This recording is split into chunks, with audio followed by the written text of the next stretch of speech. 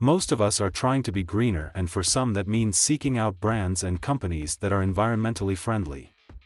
But how can you check firms really are as green as they make out? Greenwashing, branding something as eco-friendly, green or sustainable when this is not the case, misleads consumers into thinking they are helping the planet by choosing those products. And businesses are being held to account on this in the way they advertise. But what do customers need to look out for to spot greenwashing? The Advertising Standards Agency says this is the area it receives the most complaints about. And some firms have already had adverts banned. In 2019, the advertising regulator banned a Ryanair ad claiming it was the airline with Europe's lowest emissions without sufficient evidence to support the claim. And a Hyundai advert, claiming a car cleaned the air, was also judged by the ASA to be misleading. Ingredients in a product being described as natural, organic, or eco-friendly, when only some of the ingredients can be described as this, can also fall into this category. Sue Davies, head of consumer protection policy at Which? Says, in general, customers should try to find a secondary, authoritative source of information to back up manufacturers' claims. Think about the bigger picture. For example, can environmental claims made on a single-use plastic water bottle be taken seriously? Phrases such as eco, sustainable and green are commonly used by companies to make the business appear environmentally conscious, but they rarely pertain to any scientific standards.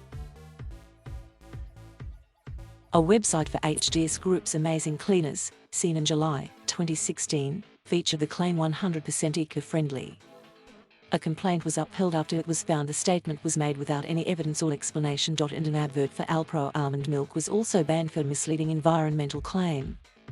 The ad said the milk was good for the planet, branding it, "Your recipe to a healthier planet."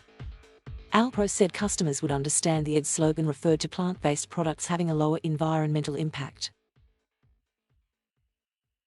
But while the ASA said it understood the almonds used by Alpro were not sourced from areas where production could have a negative environmental impact, such claims must be clearer. Fashion brands may promote clothes made of sustainable fabrics, even if the rest of their clothing line is damaging to the environment. For example, a firm could claim to be environmentally friendly, but not take into account supply chain emissions from a coal-powered overseas factory used to make part of a product. Other industries have fallen foul of this. As far back as 2007, the ASA ruled against Shell for an ad implying it used waste carbon dioxide to grow plants, when the regulator actually found the quantity used was only a small fraction of its emissions. In another example, Edward Bulmer claimed its paint was the most eco-friendly paint on the market, but failed to highlight the fact it contained various ingredients that were not environmentally friendly. A government, business or individual can attempt to balance their own emissions by finding other ways to remove an equivalent amount of greenhouse gases from the atmosphere. The process is called carbon offsetting. But environmental groups argue this is kicking the problem into the long grass rather than dealing with the issue of actually cutting emissions. David Barnes, senior economist at the campaign group Positive Money, says offsetting is the most popular form of greenwashing. It's riddled with fraud and allows firms to claim they're meeting emissions targets while they continuously pump emissions into the air. He adds, the whole point of offsets is to allow these corporations to keep emitting with impunity and allow governments to claim they are meeting targets. Larger firms, or conglomerations, with a high environmental impact have often bought smaller brands to target environmentally conscious customers who otherwise might not have chosen to spend with them.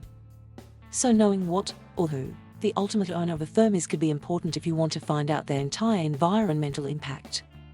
Accountability and authenticity, Professor Eccles says, are serious problems.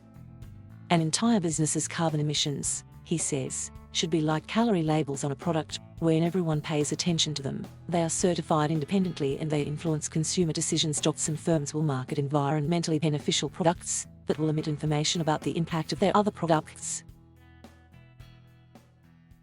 Food company Quorn had an ad ban which involved the way carbon was certified for one of their products. ASA said the advert did not clarify what the claimed reduction of the carbon footprint was being measured against, and viewers would therefore not know what the basis of the reduction was. Ms. Davies, from Which, says a lack of transparency is a key indicator that the company doesn't have a wholly positive environmental impact. If you're struggling to find environmental information about a product, brand or service, Take that as a warning sign. Companies that have something to hide, or no good stories to tell, often make it harder for consumers to check out their eco-credentials. She adds. The recyclable label on some plastic items can be used for products that are not easy to recycle. In 2018, McDonald's announced it was going to get rid of single-use plastic straws in its restaurants, and offer paper straws instead. But the following year, it was accused of greenwashing when it was revealed the straws weren't actually recyclable. In 2019, the ASA said Ancol Pet Products was misleading customers by advertising waste bags as biodegradable after it was found that they would not biodegrade in their most likely destination of landfill or incineration.